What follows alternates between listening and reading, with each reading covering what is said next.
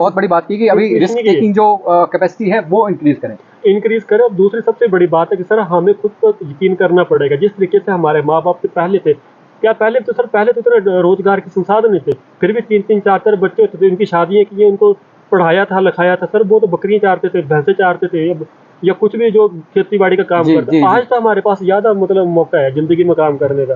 Sir बाहर निकलते जिंदगी में 1 2 3 एक्शन। हेलो फ्रेंड्स, मैं विकास शर्मा आज फिर से आपके सामने।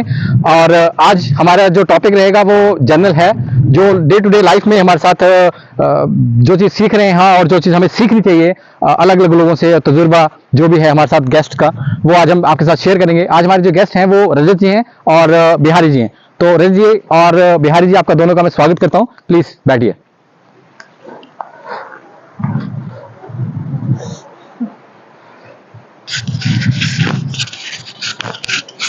विकास जी नमस्कार और धन्यवाद जो आपने आज हमें इस काबिल समझा। आज दोबारा से मौका मिला है आपके साथ मिलने का, ये हमारा सौभाग्य है। आप जैसे ग्रेट पर्सनैलिटी के साथ आज हम फिर दोबारा से इन जंगलों में, आई थिंक आप बताना चाहेंगे अपने दर्शकों को किस जंगलों में आप लेके आए हैं आज। जी, तो आज जो हम बैठे हैं यहाँ पे, ये जूल है जो धर्मशाला से करीब करीब 6 किलोमीटर है।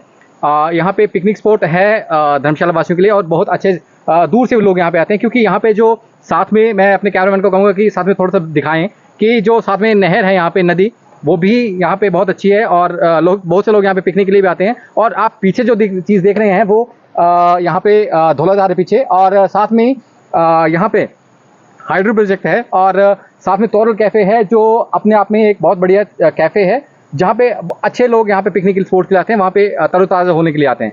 जी बैठिए। थैंक यू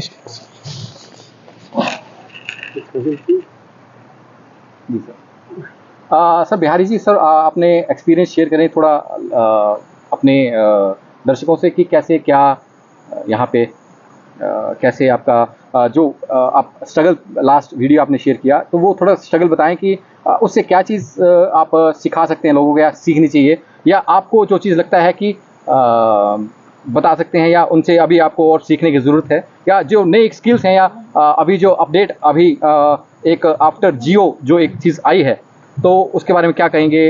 इंटरनेट की जो एक रेवोल्यूशन की बात करते हैं हम, या मोदी जी के कारण जो अभी रेवोल्यूशन और ज़्यादा जो है, इंफ्रास्ट्रक्चर का बदलाव हुआ है, उसके बारे में थोड़ा सा सर आप पहले बताएं थोड़ा सा। देखिए, अगर बातचीत करें तो जो लाइफ एक्सपीरियंस है उससे तो उम्र भर, जब तक अंतिम सांस होती है तब तक पर्सन सीखता ही रहता है। पर छोटा मोटा अनुभव जो पिछले वीडियो में हमने शेयर किया था और हमने बातचीत की थी, तो किसी वीडियो स्पेसिफिक में लाइफ के अनुभव को बताना संभव नहीं होता है, पर फिर भी कुछ एक बातें हम उसमें कहते हैं। तो मैं तो यही कहना चाहूँगा कि अगर आप में कुछ भी करने का जुनून है, तो कितनी भी समस्याएं हैं आप उसको पार कर जाएंगे। मैंने जितना भी मेरा संघर्ष रहा उससे यही चीज़ सीखी, और आज भी कोई भी बड़ी समस्या आ जाती है तो मैं इसे काफ़ी छोटे लेवल से देखता हूँ कि काफ़ी ये छोटी समस्या है, आज है कल नहीं रहेगी। उसके साथ ही जो आपका सेकंड क्वेश्चन है, उसमें आपने पूछा कि जो नेट की वजह से रेवोल्यूशन आया, तो कहीं ना कहीं इसके पॉजिटिव और नेगेटिव फैक्टर है। जी बिल्कुल। एक तो पॉजिटिव फैक्टर ये आया कि कहीं ना कहीं जो पहले हमारे पास अवेलेबिलिटी कम रहती थी, चाहे एजुकेशन की बातचीत करें या वर्क जो सिस्टम रहता है डे बाय डे का, उसमें जो डिले होता था वो डिले कहीं ना कहीं नहीं हो पा रहा है, मतलब इंटरनेट रेवोल्यूशन से। पर उसके साथ ही दूसरा इसका नेगेटिव फेज ये भी है कि मैक्सिमम जो हमारे संबंध थे, जो भाईचारे वाली भावना थी, वो कहीं ना कहीं कम हो गई है। मान लो हम एक घर का उदाहरण लेते हैं, अपने घर का उदाहरण लेते हैं। हमारा भाई किसी अन्य कमरे में बैठा हुआ है, हम उसको बुलाने नहीं जाएंगे, फोन करेंगे भाई साहब आ जाइए। तो इससे क्या हो गया है कि कहीं ना कहीं मुझे लगता है कि इसका नेगेटिव फेज भी है। हमारे जो कोऑपरेशन वाली भावना थी, जो रिलेशन थे, उसमें दुराव जरूर आया है। जी, इतना मैं इसके ऊपर कहना चाहूँगा। सर आपका क्या विचार है अभी इस बारे में। तो जैसे आप बताया कि कहते थे ज़िंदगी काफ़ी अच्छी रही, सीखा है, और अभी और कुछ सीखा जा रहा है, बाकी है। तो ज़िंदगी को हमेशा एक नए वे में सीखा जाए तो ज़्यादा अच्छी बात है, क्योंकि एक प्रभाव होती है कि जैसे हालात होते हैं, हमें उन्हीं हालात के अनुसार क्या ढलना पड़ता है। जी बिल्कुल। तो यही बात है। और आपने एक बात की टेक्नोलॉजी की डिस्टर्बेंस की बात की कि डिस्टर्बेंस में तो काफ़ी ज़्यादा पॉजिटिव एस्पेक्ट्स आए। मैं ये सोचूँ मतलब बोलना चाहूँगा नेगेटिविटी, लेकिन पॉजिटिव वे में बोलूँगा तो काफ़ी लोगों की ज़िंदगी सुधरी है, काफ़ी कुछ नया कुछ सीखने को मिला है।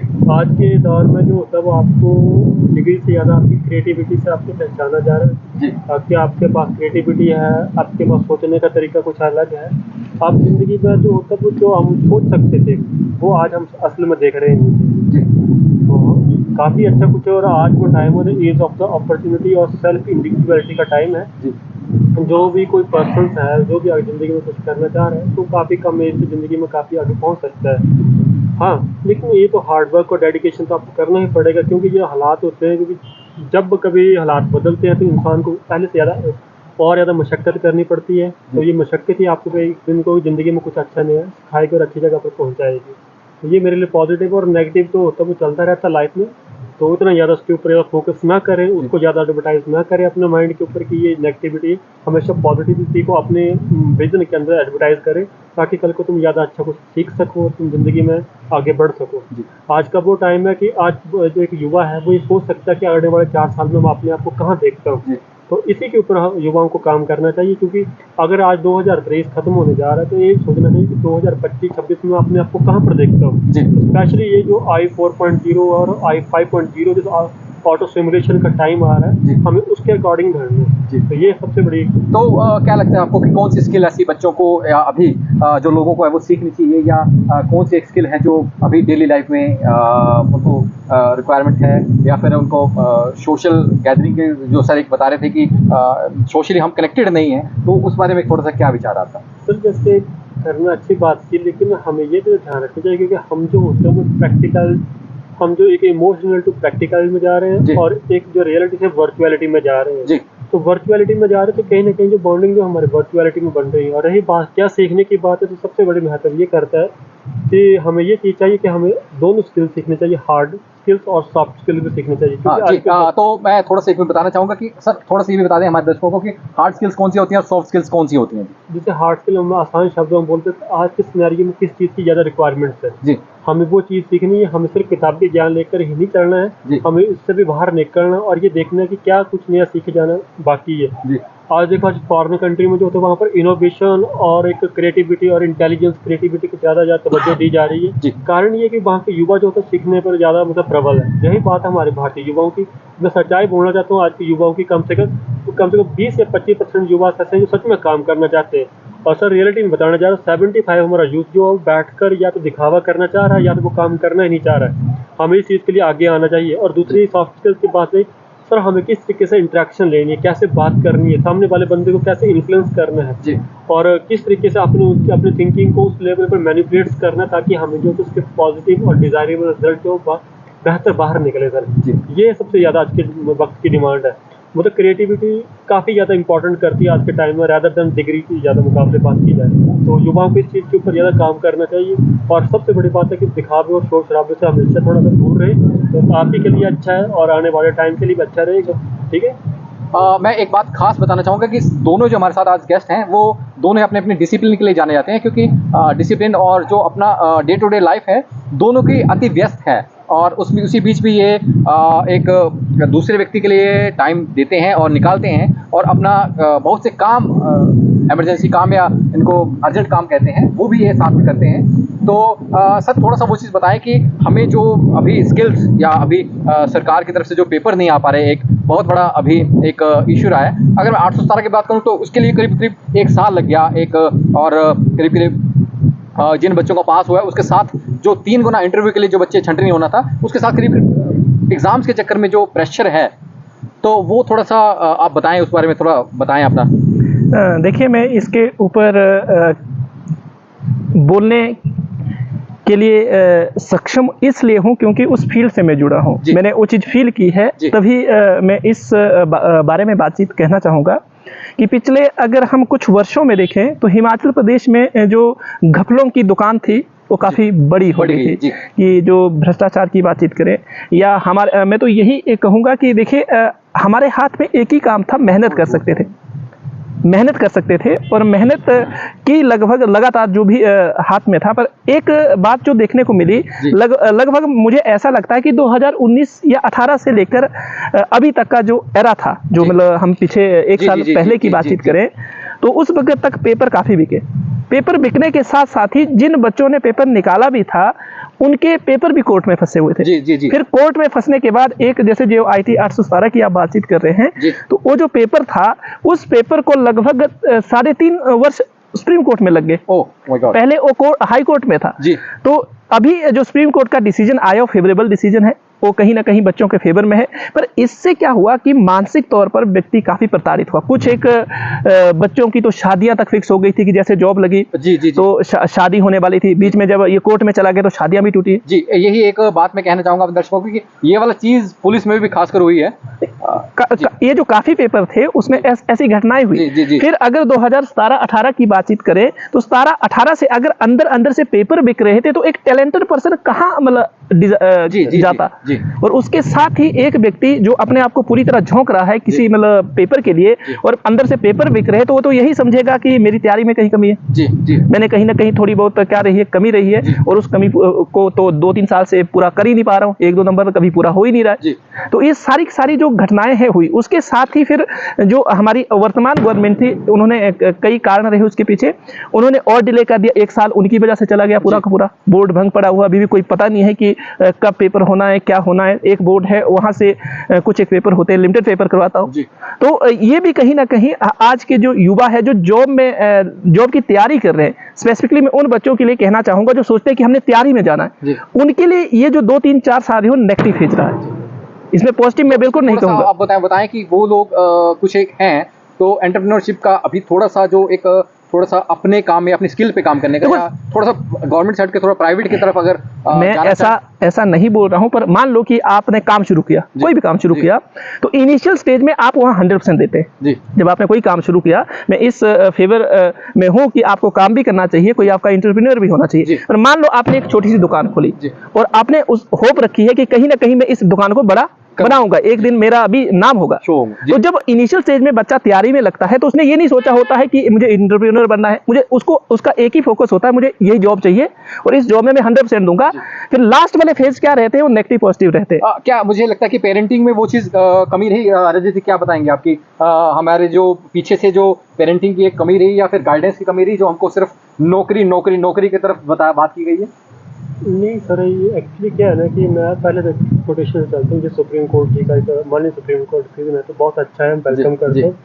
और उससे ज़्यादा मतलब वेलकम करता हूँ कि जो यूथ जिनके साथ ये विक्टिमाइज्ड हुए हैं, इससे जो भी कॉन्स्पिरेंसी था, तो उनको जो न्याय मिला, तो मैं उसके लिए मतलब कि उनको मुबारकबाद देता हूँ ताकि न्याय मिले, अच्छा काम करें।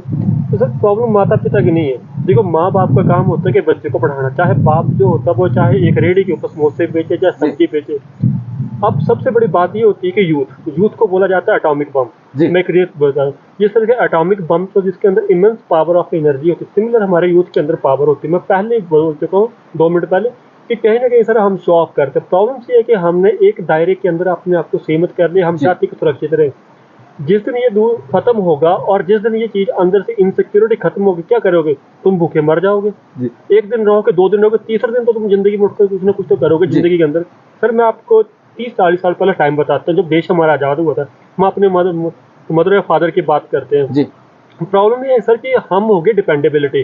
प्रॉब्लम ये है कि इंडियन सोसाइटी के अंदर 18 से लेकर हम जब 32-33 साल तक माँ बाप के ऊपर डिपेंडेबिलिटी रहती है। बहुत बढ़िया। एक्चुअली क्या होता है सर कि 18 साल के ऊपर गवर्नमेंट ऑफ इंडिया वोट बनाती है, ठीक है, और 21 साल के बाद बैंक लोन देना बंद कर देता है। तो सर इसका मतलब ये हो कि हम अडल्ट की कैटेगरी में आ चुके हैं। हम या तो अपने आप से डर रहे हैं, या तो हम काम नहीं करना चाह रहे। प्रॉब्लम ये है ना, क्या करोगे जिंदगी में? कब तक डर के रहोगे? वैसे भी sir time age of individuality का है। जिंदगी में अगर तुम उठकर चलोगे, 1 बार गिरोगे, 2 बार गिरोगे, 3 बार गिरोगे, आप जितने मर्जी आप किसी की बायोग्राफिक्स को पढ़ लो। जैसे मेरी बायोग्राफी से रही, मतलब 150 से 200 बंदे की बायोग्राफिक्स पढ़ी है। सब में एक कॉमनैलिटी चीज है, ये जिंदगी में हर बंदा उठा है, लेकिन बंदे ने कम से कम 10 या 15 साल का स्ट्रगल किया। लेकिन सर ने बहुत बड़ी बात की कि अभी रिस्क टेकिंग जो कैपेसिटी है वो इंक्रीज करें। और दूसरी सबसे बड़ी बात है कि सर हमें खुद पर यकीन करना पड़ेगा। जिस तरीके से हमारे माँ बाप के पहले थे, पहले तो इतना रोजगार के संसाधन नहीं थे, फिर भी 3-3, 4-4 बच्चे होते थे, उनकी शादियां की, उनको पढ़ाया था, लिखाया था। सर वो तो बकरियां चारते थे, भैंसे चारते थे, या कुछ भी जो खेती बाड़ी का काम करते हैं, आज तो हमारे पास ज्यादा मतलब मौका है जिंदगी में काम करने का। सर बाहर निकलते जिंदगी में देखते हैं, 1000 कम मुश्किलें होंगी लेकिन 1000 के पास भी बंदा। तो क्या इसमें हमारे पास यहाँ पे अगर मैं हिमाचल की बात करूँ या थोड़े से लोकल बात करूँ, तो वो क्या एक्सपोजर की कमी रही या क्या? एक्सपोजर की कमी नहीं रही सर, एक्चुअली क्या है, हम सीखना नहीं चाहते जिंदगी में। सबसे असल बात सर ये, मैं किसी को ना गवर्नमेंट को क्रिटिसाइज करूंगा ना माता पिता को। अगर मैं इस चीज में मैं खुद को अपने आप को रख कर देखूं, मैं किसी कैंडिडेट को नहीं रखना चाहता। अगर मैं खुद कर रखूँ, अगर मैं जिंदगी में आगे नहीं पढ़ पा रहा तो ये मेरी 100% कमी है कि सर मैं अपना जिंदगी में आगे नहीं बढ़ना चाह रहा। नहीं, रजत जी को मैं टोकना चाहूंगा कि देखिए, अगर जिन बच्चों ने पेपर निकाला, क्या उसमें उनका दोष था कि वो कोर्ट में लटक गए?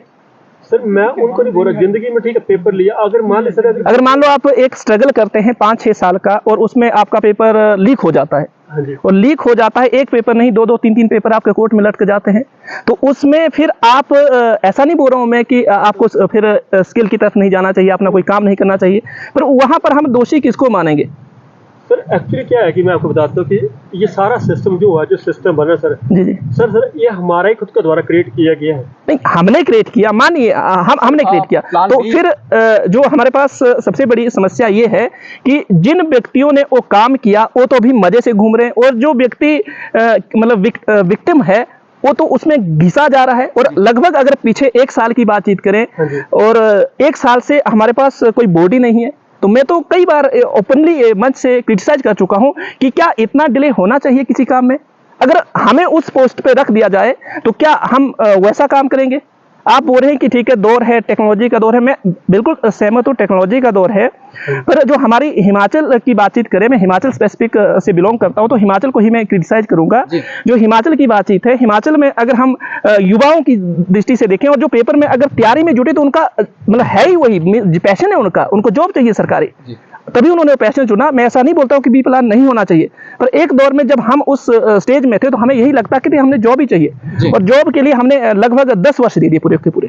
जब 10 वर्ष दे दिए पूरे के पूरे, तो जब जॉब नहीं मिली तो पता चला कि अंदर तो कुछ और ही चला हुआ है, तो फिर लगा कि बी प्लान भी होना चाहिए जिसपे हमें काम करना चाहिए, नहीं तो नहीं क्या हो जाएगा, भूखे मर जाएंगे। जी सर, मैं वही तो बता रहा हूँ कि सर बी प्लान रखना जरूरी। और सर जैसे आपने बोला, क्योंकि मैं ज्यादा बोलना चाहता, अब सर मैं 4 पुलिस की कांस्टेबल के लिए 4 बार मेरे साथ इनजस्टिस हुआ है। हाँ। ठीक है सर, तो उसके लिए दोषी क्या आप है? क्या आप में स्किल की कमी थी? ऐसा नहीं था सर। प्रॉब्लम ये है कि सर मैं ये बताता हूँ, सिस्टम में अब मानते सिस्टम में कमियां भी हैं, ठीक है, कुछ अच्छे भी हैं, कुछ बुरे भी बंदे हैं, पर प्रॉब्लम में सर मैं ये बोल रहा हूँ कि सर जिंदगी में ठीक है कुछ टाइम अपने आप को दो। अगर आपको लगता है कि सर जिंदगी में मैं यहाँ पर नहीं इनपुट कर पा रहा हूँ, देन अपने आप को शिफ्ट करो सर। इससे पहले कि मैं सिर्फ एक सिंगल लाइन में ये बोलना चाह रहा हूँ कंक्लूजन में कि अपने स्ट्रगल को लंबा मत करो, लंबा मत करो। मैं भी एक्चुअली सर ये 27-28 साल की उम्र होती है जिंदगी में सीखने की, आगे बढ़ने की। अगर नहीं मिलती गवर्नमेंट सर्विस करे, भूखे मर जाएंगे। नहीं भगवान ने टांगे दी, हाथ पांव दी, जिंदगी में कहीं खड़े हो जाएंगे, कहीं भी खड़े हो जाएंगे।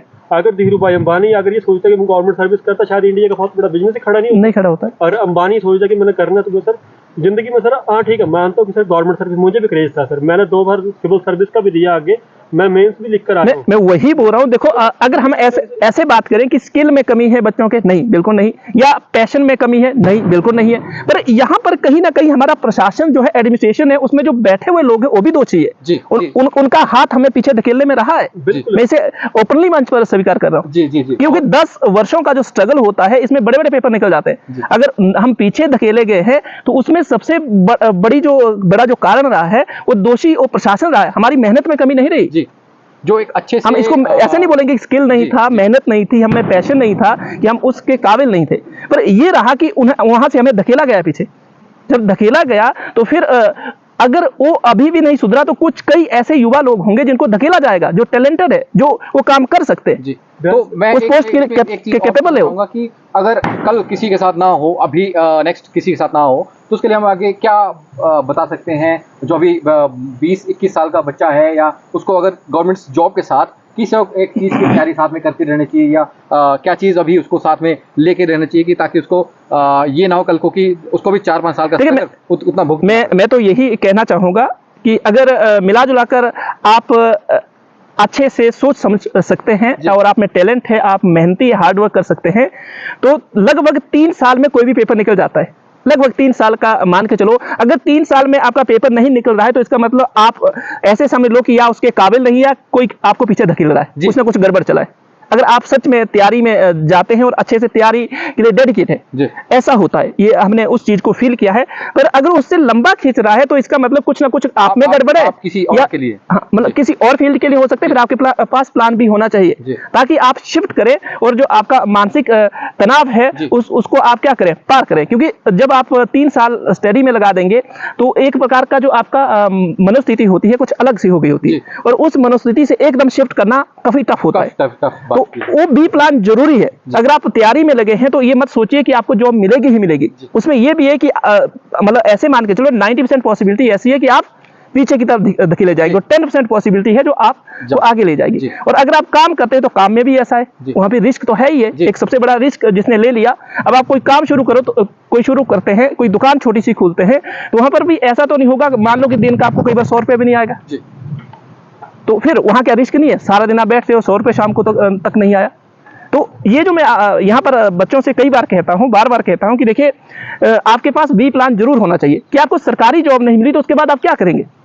क्या आपके पास ये प्लान है? अगर ये प्लान है तो अपने आप को आप क्या करेंगे, शिफ्ट करके इजीली अपनी लाइफ को स्मूथली ले जाएंगे। जैसे हमारे रजत जी ने बोला कि हमारे माँ बाप की बातचीत करें तो उन्होंने आज भी वो हमसे कई गुना स्ट्रगल कर रहे हैं, और उनकी जो पॉजिटिविटी है, उनके काम करने का जो दायरा है हमसे 4 गुना ज्यादा है, हमसे ज्यादा हार्ड वर्क करते हैं। उनके पास काफी कम संसाधन या रिसोर्स जिसको कहते हो थे, पर हमें कहाँ पहुंचाया, हमारे जो भाई बहन थे उनको कहाँ तक ले गए हो, तो उनसे भी हमें सीखने की जरूरत है। और आज का बच्चा उनसे सीखना चाहता नहीं, वो चाहता है कि मैं जो हूँ। आपने बहुत बड़ी बात की है, तो हम कैसे उस चीज को कम कर सकते हैं या कैसे घुल मिल सकते हैं, थोड़ा सा इस बारे में बताएं।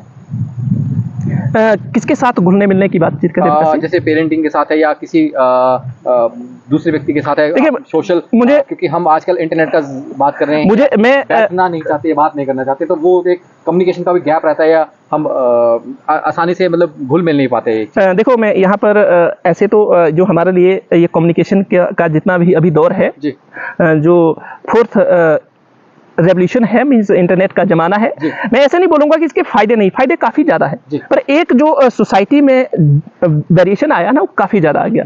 एक टाइम में जो बातचीत होती थी, अगर मैं उस जमाने की बातचीत करूं, जो पत्र के माध्यम से बातचीत होती थी, जो शेयरिंग होती थी कि कहीं मान लो हमारे पापा कहीं बाहर गए हैं, हमें लेटर आएगा, तो सारे इकट्ठे होकर उसको पढ़ते थे और सुनते थे।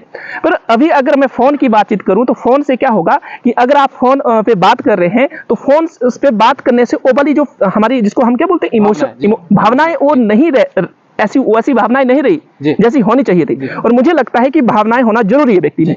उससे क्या रहता है कि इंटरकनेक्टिविटी ज्यादा रहती है, आप मुसीबत के समय किसी के साथ खड़े हो जाते हैं और उसको वहां से उठाने में हेल्प करते हैं, वो इमोशनल जो इंटेलिजेंस है वो वहां काम आती है। पर कहीं ना कहीं इस दौर से, ये जो इंटरनेट का जमाना है, फोन का जमाना है, इससे वो कहीं ना कहीं मुझे लगता है हमारे जो सोशल नॉर्म्स थे वो कहीं ना कहीं थोड़े से पीछे रह गए, मुझे ऐसा लगता है, जहां तक मैं सोच पा रहा हूँ। आपका क्या विचार है इस बारे में? मेरा ये बोल सकता हूँ कि सर टेक्नोलॉजी को अगर दोष ना दिया जाए तो ज़्यादा अच्छी बात है, टेक्नोलॉजी हमारे द्वारा बनाई गई है। हाँ, किसी चीज़ का अगर मिनिमाइज तरीके से यूज़ करें तो ज़्यादा अच्छा रहता है सर, वो सबसे बड़ी बात है। और रही बात अगर आज के युवा की, जैसे 22 साल के युवा की बात की, सर मैंने मेरी ज़िंदगी के 3 तजुर्बे सीखे, जैसे सर उसने आपको भी बताया, सर आप भी बता रहे, ज़िंदगी में हमेशा कभी ऊपर देखकर मत चलना, हमेशा ग्राउंड लेवल पर चलो। हमेशा याद रखना, अगर किसी के पास ज़्यादा और किसी के पास कम है तो हमेशा ये देखो कि जितना मेरी जेब के अंदर दायरा, जितना मेरी एफिशिएंसी है, मैं उतने अकॉर्डिंग में काम करूँ, तो आप अपना स्ट्रगल जो है थोड़ा कम कर सकते हो और आपको सफ़र कम करना पड़ेगा। सेकंड है सर कि वक्त से पहले उठ के चलना सीखो। सर ने बहुत बढ़िया बात की है कि वेकअप अर्ली की बात करें सर, कि वक्त से पहले, इन द सेंस कि आप अगर थोड़ी सी पहले देर उठ जाते हैं सर, तो आप बहुत से लोगों से आगे हो जाएंगे। वो भी है, लेकिन एक सबसे बड़ा इम्पैक्टफुल है। देखो सर, मैंने स्टार्टिंग में बोला था और आज भी बोल रहा हूँ कि हमें ये सोचना है कि अगर मैं आज यहाँ बैठा तो मैं 2 साल के बाद कहाँ पर अपने आप को देख रहा हूँ। तो मुझे वो आज से ही अपने आप को क्या करना है, ट्रांसफॉर्म करना है, रेवोल्यूशनाइज करना है और बेसिक स्किल को डेवलप करना, जो 2 साल के बाद जो होंगे एक्टिवेट होंगे उनको लेकर आगे आना है। और सबसे बड़ी बात है सर कि एक और ये लास्ट बताने जा रहा हूँ कि अपनी एज और माँ बाप की स्टेज जरूर देखें कि मेरी एज कहाँ पर और मेरे माँ बाप की स्टेज कहाँ पर खड़ी है इस तरह, ठीक है। क्योंकि यहाँ पर इसका बड़ा जरूरी होता है, क्योंकि मिडिल क्लास के बंदे के ऊपर सबसे ज़्यादा प्रेशर होता है, खासकर लड़कों के ऊपर ज़्यादा प्रेशर होता है। क्योंकि मैं डायरेक्टली से तो बोलना चाहूँगा और सर सबसे बड़ी बात रही कि आज के टाइम में, चलो अच्छी बात है कि सभी बच्चों को जो भी सुन रहे हैं, जो भी सुनेंगे, कि गवर्नमेंट सर्विस तो गरेदारी भगवान करे आप बहुत अच्छी जगह पर पहुंचो और अच्छी से अच्छी पहुंचो, लेकिन इससे पहले अपने आप को डाइवर्सिफाई करना बहुत जरूरी है। आप जिस भी काम के लिए जाओ, पहले आपको ग्राउंड लेवल का नॉलेज एक्वायर करो, क्योंकि हवा में बातें नहीं होती, हवा में पेपर तैयार नहीं होते, किताबें पढ़कर जाकर आइसोलेशन पेपर तैयार नहीं होते। अगर मान लिया, अगर सर मैं अगर कल कोई एचएस में जा रहा हूँ और ग्राउंड लेवल का नॉलेज ही मुझे नहीं है, मुझे पब्लिक से डील करना नहीं आता, तो मैं किस चीज़ के लिए जा रहा हूँ? मुझे यही पता कि पब्लिक एसएस क्या है। तो सबसे पहले सर ग्राउंड लेवल का नॉलेज एक्वायर करो, देखो कि क्या है और क्या इसकी डिमांड है। अगर जिस दिन आप समझ गए उस दिन आप एलिजिबल हो जाएंगे और आप अच्छे से अच्छे नए स्किल को करो और इतने मास्टरफुल हो गए, इनोवेटिव स्किल को करो, ताकि जो सामने वाला पैनल है वो आपका कायल हो जाए और आपको निकाल ही ना सके वो सामने से। ये सबसे बड़ी सर आज के दौर के वक्त की बात है। और नेगेटिविटी में नहीं चलना, negativity is the part of the life. Negativity तभी आती है जब इंसान अपनी औकात को छोड़कर ऊपर की ओर देखना शुरू करता है। तो इस चीज़ से बचें। और बाकी जैसा चलता है, कोई प्राइवेट करके नौकरी अपना परिवार चलाता है, कोई गवर्नमेंट चलाता है, कोई किसी के घर मांगने नहीं जाता, तो कभी भी अपने आप को छोटा ना समझे, ठीक है। तो अगर आप 100 रुपये कमा रहे हो, वो 100 रुपये भी आपका 1000 रुपये के मुताबिक है। बस इसी अकॉर्डिंग चलना और आप जिंदगी में जरूर सफल होंगे। बस सर यही था मेरा। सर अभी नई एक स्किल की बात कर रहे हैं या एक हम स्किल की बात कर रहे हैं या अपनी हेल्थ की बात कर रहे हैं, मेंटल हेल्थ की बात कर रहे हैं, फिजिकल हेल्थ की बात कर रहे हैं या फिर रिलेशनशिप की बात कर रहे हैं, तो उस बारे में सर थोड़ा सा बताएं कि वो चीज़ कैसे ठीक है। देखो, मेंटल हेल्थ के लिए तो एक्सरसाइज काफ़ी इम्पोर्टेंट है, जो आपको करनी चाहिए और हर पर्सन के लिए इम्पोर्टेंट है जी।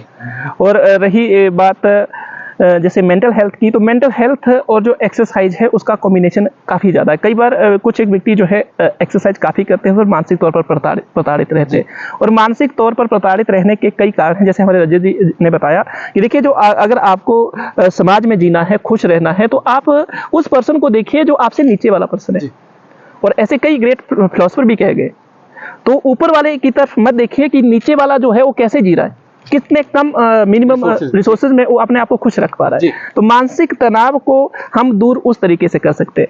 अगर आप अन्य कोई सोर्स ढूंढते हैं, तो कोई भी सोर्स ऐसा नहीं है जो मानसिक तनाव को कम कर सके या जो हेल्थ की बातचीत करें, तो इन दो जो पॉइंट है उस पर आपको फोकस करना पड़ेगा। सर कैसे आप देखते हैं कि मेंटल स्ट्रेस या एंग्जाइटी या फिर आजकल जो मेंटल प्रेशर है या एक भविष्य की चिंता में जो सताती है आजकल के यूथ को, तो वो आप कैसे देखते हैं उस चीज़ को? सर आपने बहुत अच्छा क्वेश्चन पूछा। परसों जैसे इंडियन एक्सप्रेस में आर्टिकल भी आया था। सर प्रॉब्लम है कि आइसोलेशन कर लिया सर हमने अपने आप को, क्योंकि हम दूर दूर होते चले जा रहे हैं। दूर दूर इन द सेंस कि आजकल पता नहीं क्या हो गया कि चंद पैसों के चक्कर में हम सामने वाले से बात ही नहीं करना चाह रहे, हम मिलना नहीं चाह रहे। थोड़ा सा जोर से बोलें। मतलब कि सर सबसे बड़ी बात है कि इस मेंटल प्रेशर का यही कारण है कि सर हमने एक्सेस में अपने आप को देखना शुरू कर दिया। हम चाह रहे आज अगर मेरे पास 15,000 का फ़ोन है, तो कल जो होगा वो आईफोन आ जाए मेरे पास, कल उससे भी ज़्यादा अच्छा आ जाए। जब हमारी ज़रूरतें पूरी नहीं हो रही, तो हम बिना मतलब फालतू को देखना सोचना शुरू कर दे रहे हैं। और सबसे बड़ी बात है सर, मेंटल प्रेशर का कुछ भी नहीं, जुज्जू है, कुछ भी नहीं। इसका सिर्फ एक ही इलाज है कि बिना मतलब फालतू को शो ऑफ करना बंद करो।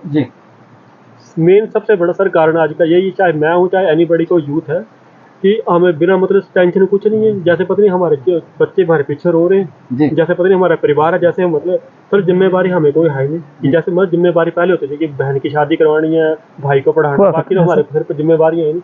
बस जिम्मेवारी एक ही है कि हमें सिर्फ शो ऑफ करना है।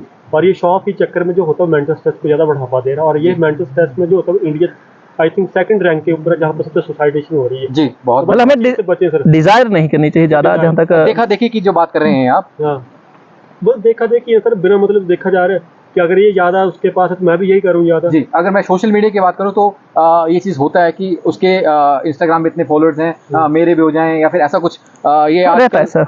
जी, आजकल ये बहुत सी चीज़ है। अगर अंग प्रदर्शन की बात की गई है वहाँ पे और कुछ कई लोग किसी खतरनाक जगह पे जाते हैं ताकि वीडियो या ब्लॉग अच्छा बन जाए या दूर चले जा रहे हैं, तो ये जो लाइक्स एंड डिसलाइक की बात है सर, वो भी आज का एक स्ट्रेस का बहुत बड़ा रीज़न मुझे लगता है। स्ट्रेस कुछ नहीं सर, सबसे बढ़िया मैं पैम्परिंग ज़्यादा की हुई। जैसे मैं कोई टीचर हूँ तो मैं पिछले 4 सालों से लगा हूँ, तो माँ बाप ज़्यादा बच्चों को पैम्परिंग कर रहे हैं। क्या मेरा बच्चा है, जैसे पता नहीं यही है, पता नहीं पूरे दुनिया का यही पैदा हुआ है सबसे पहले, मतलब कि आदम और हब्बा के बाद तो यही आया था और इसी के बाद मतलब दुनिया चली हुई है। हम तो जैसे बांग्लादेश के रेफ्यूजी कैंप से आए हुए थे, यहाँ पर आए हुए। ये भी कहीं ना कहीं मुझे लगता है कि करना बंद करो बच्चों को भी, थोड़ा सा पेरेंट्स को भी मेरे हिसाब से थोड़ा सा इंडिविजुअल छोड़ देना चाहिए कि थोड़ा सा अपना देखो। पंजाबी में बोलते हैं डांग मार चक्कर, कट करते बाहर काफ़ी वो वाली वो जरूरी है, क्योंकि अगर जैसे वेस्टर्न कंट्री के बारे में मैं बातचीत करूं तो वहाँ पर 18 साल के बाद बच्चों को कमाने के लिए छोड़ दिया जाता है कि आप इंडिविजुअली कमाइए और अपनी लाइफ को सर्वाइवल कीजिए। तो जो इंडिविजुअली जब पर्सन कमाने लगेगा तो मुझे लगता है कि कई चीज़ें सीखता है। जब फील्ड में काम करता है तो उसके स्किल भी जनरेट होते हैं, वो अर्निंग भी करता है। पर अगर 30-35 वर्ष तक माँ बाप आपको क्या कहते रहेंगे, ए मेरा बेटा बाहर नहीं जाना, जैसे रजत जी बोल रहे, तो उससे क्या रहेगा, वो तो डिपेंडेंट किसके ऊपर रहेगा, ना वो अच्छे से डिसीजन ले पाएगा, ना अच्छे से काम कर पाएगा। फिर तो कहीं ना कहीं ये भी स्ट्रेस का कारण बनता है जी, ये भी कारण स्ट्रेस का है जी। आजकल एक और चीज़ है कि आजकल हम जैसे अपने अपने घरों से बाहर रहना शुरू किया है, बच्चों ने भी बाहर रहना शुरू किया हुआ है, मतलब गाँव से शहर की तरफ दौड़े हुए हैं। तो अभी जो है वो लिव इन रिलेशनशिप का एक ज़माना चल पड़ा है। अगर मैं अभी धर्मशाला में बात करूँ तो यहाँ पे भी है, चंडीगढ़ से लोग, या फिर पहले दिल्ली चंडीगढ़ में था, अभी यहाँ पे भी लोग रहना शुरू कर रहे हैं। तो वो भी एक स्ट्रेस का रीज़न है कि हम कनेक्टेड नहीं अपनी फैमिली से। इधर अपनी अपनी पर्सनल लाइफ होती है, हम किसी के बीच नहीं जाना चाहेंगे। जो जैसा है ठीक है, जिसको अच्छा लगता है करो, जो मर्जी करना है, ठीक है। आज के टाइम अगर किसी को बोलेंगे तो यहाँ पर 36 संस्थाएं बनी हुई है जी, फिर वो उसके ऊपर पता नहीं क्या क्या कंपेरिजन चल रहे हैं। तो इसके बारे में बात करना मैं चाहूँगा, क्योंकि जिसकी जो लाइफ है, जो फ्रीडम करना है, जो अगर उसका दिल है कि मैंने मरना जाकर, मतलब गटर में जाकर तो जाकर मरे जाकर, सिर्फ इतने बोल सकते हो। आज के यूथ के टाइम में जैसे मैंने सीखा कि एक बात समझाओ कि गलत है जी। अगर कल को मान ले मेरी फैमिली का मेंबर है, अगर वो लिव इन रिलेशनशिप में, एक बार समझाऊंगा, अगर समझता नहीं तो दूसरा होगा मारे दफा। सीधी सी बात है, याद है, इससे ज़्यादा फालतू को कुछ भी नहीं कराया जाएगा, क्योंकि आज के टाइम में इस टाइम मतलब इस रिलेटेड चीज़ को समझाना बिल्कुल सर बेकार।